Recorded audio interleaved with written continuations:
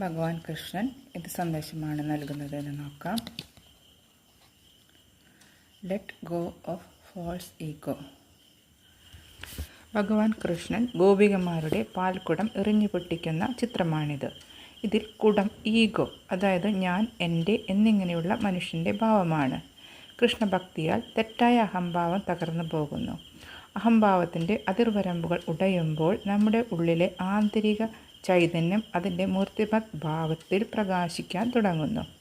അതുകൊണ്ട് എല്ലാ തരത്തിലുള്ള സ്വാർത്ഥതയും വെടിഞ്ഞ് എല്ലാ ജീവികളിലും ഉള്ള ചൈതന്യം ഒന്ന് തന്നെയാണെന്നുള്ള ഭാവത്തോടുകൂടി പ്രവർത്തിക്കുക.